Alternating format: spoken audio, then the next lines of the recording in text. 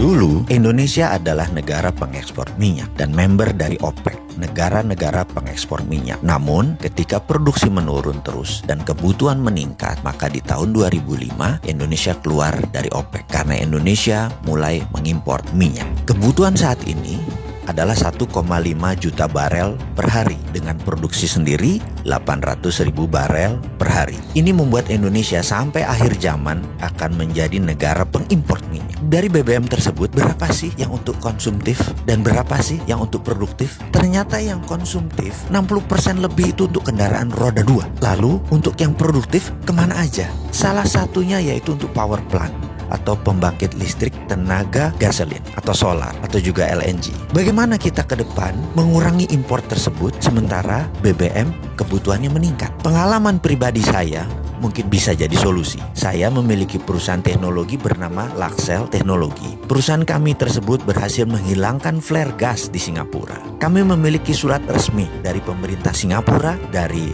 Shell, dan dari Mobil Oil atas suksesnya menghilangkan 5 flare gas dan menjadi zero flaring. Dengan teknologi ini, bagaimana kalau kita membuat dua hal dengan satu tenaga? Kita menjadi negara pertama di dunia yang berhasil menghilangkan gas suar bakar atau flare gas, dan kedua adalah kita menjadi negara yang mendukung lingkungan hidup, yaitu fight global warming. Kita tahu bahwa saat ini ada lebih dari 700 mm SCFD. Flare gas dibakar setiap harinya di 8 provinsi di Indonesia. Terbesar di wilayah Sumatera dan di Blok Cepu. Sekali lagi, flare tersebut dibuang percuma. Kalau dinilai dengan uang, maka nilai 700 mm FCFD itu adalah 5 triliun rupiah per tahun yang kita buang. Kedepan mengapa kita tidak memanfaatkan sampah ini? Flare gas tadi jugalah yang membuat Indonesia dalam statistik global warming lingkungan hidup dunia memberikan kontribusi penyebab panas bumi lebih dari 5%. Saya jamin dalam 5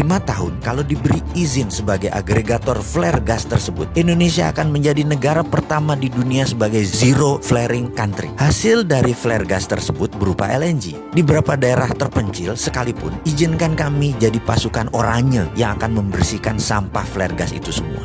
LNG-nya bisa masuk PLN. Energinya PLN kan masih kurang. LNG tersebut bisa PLN beli dengan harga murah dan distribusikan ke pembangkit listrik tenaga gas atau pembangkit listrik berbasis gasolin, biasanya juga dual combustion, bisa pakai gas, bisa pakai BBM. Ditambah lagi ada 18 power plant di Indonesia Timur yang pakai BBM yang bisa diganti gas. Untuk ini ada kelebihan yang lainnya. Pada saat regas gas LNG tadi, ada dingin terbuang kira-kira minus 170 derajat Celcius yang bisa kita tangkap untuk dibuat cold storage untuk ikan. Cold storage tadi untuk meningkatkan hasil nelayan di mana energinya gratis. Tentunya cold storage tadi disiapkan oleh pemerintah. Hal itu semua akan mengurangi import gas 5 triliun per tahun. Juga PLN mendapatkan LNG. Apa syaratnya untuk itu semua? Cuma 2, yaitu PLN menerbitkan GSA, Gas Sales Agreement, dan negara kasih izin flare gas agregator. Semoga ide ini bermanfaat.